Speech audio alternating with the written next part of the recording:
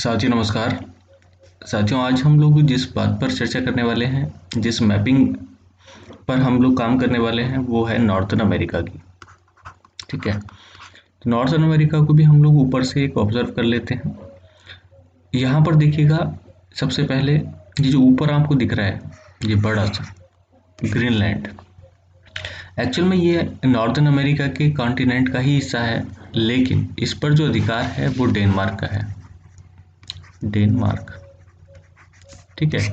तो भौतिक रूप से यानी कि फिजिकल रूप से ये नॉर्थन अमेरिका का पार्ट में आता है, लेकिन इस पे डेनमार्क का हिस्सा है। तो ये अधिकार के क्षेत्र के हिसाब से यूरोप का हिस्सा है, ठीक है, लेकिन दिखाया इसी में जाता है, तो इस चीज़ को आप ध्यान रखेंगे। उत्तरी अमेरिका में कुछ गिने चुने ही देश हैं, जैसे ये कनाडा है, यूएसए है, ये आपको दिख रहा होगा, इसके नीचे मैक्सिको है, ठीक है। और मैक्सिको से होकर के आपकी जाती है ट्रॉपिक ऑफ कैंसर, यहाँ आप देख सकते हैं 23.5 डिग्री नॉर्थ।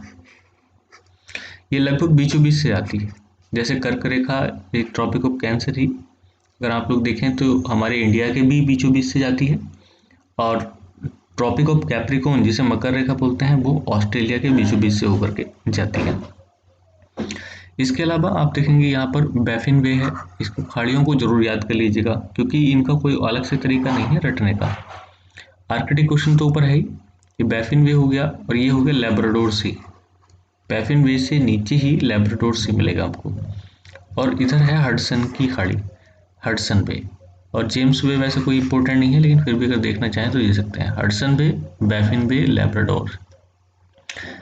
एक है ब्यूफोर्ट सी, ठीक, ये उत्तरी सागर में है।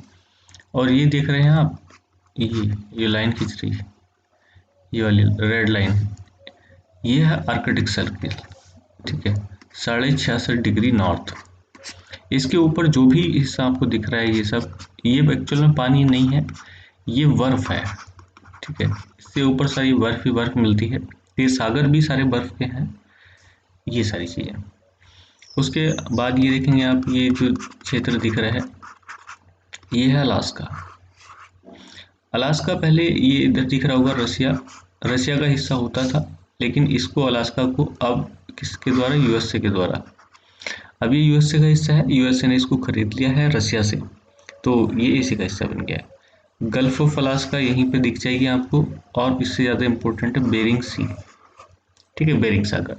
एक्चुअल में यहाँ पे जो अलास्का अलग होता है रसिया से, तो ये बेरिंग स्ट्रेट है,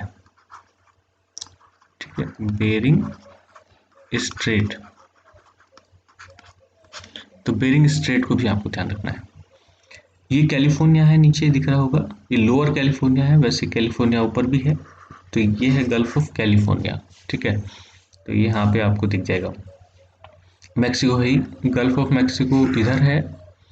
और बरमूडा, बरमूडा ट्रायंगल का आपने नाम सुना होगा, इस पे हम लोग बाद में चर्चा करेंगे, अभी तो फिलहाल क्योंकि मोटी मोटी चीज़ों पे हम बात कर रहे हैं। लोकेशन बिल्कुल याद हो जानी चाहिए आपको। अब साउथर्न अमेरिका बचा है और थोड़ा सा अफ्रीका बचा है, उसको देख करके हम लोग फिर अंदर चलने वाले हैं।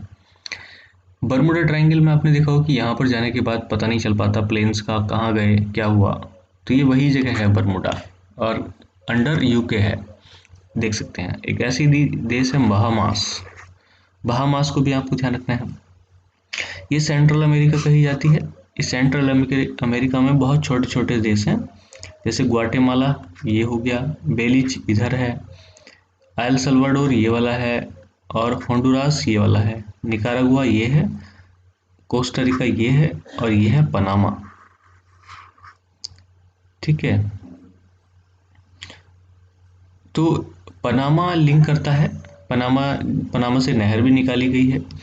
तो नहर निकालने के बाद आप समझ सकते हैं कि ये नॉर्थन अमेरिका को और साउथर्न अमेरिका को जोड़ता है, ठीक है जी। उसके बाद डोमिनिकन रिपब्लिक इधर है, प्योर्टो रिको ये है, यहाँ दिख रहा है, और ये है कैरेबियन सी।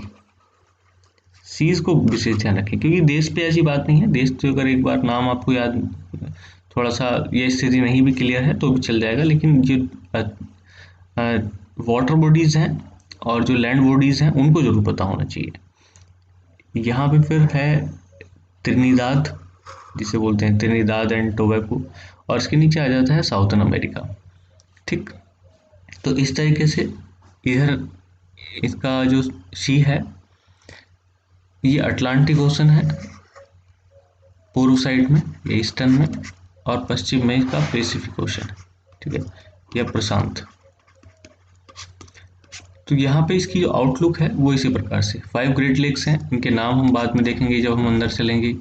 बाकी ये जो छोटी छोटी नहरें हैं या झीलें हैं इनको भी हम लोग बाद में देखेंगे, और सारी चीज़ें तो बाकी क्लियर हो गई, ठीक है। पैसिफिक ओशन है और कुछ नहीं है, बस यहाँ पर आपको क्या करना है, इनकी स्थिति को क्लियर करना है। लेकिन जहाँ जहाँ मैं निशान लगा रहा हूँ ये तो आपको बिल्कुल रट्टा मार के याद ही करने हैं, इनको किसी भी तरीके से छोड़ना नहीं है, ठीक है।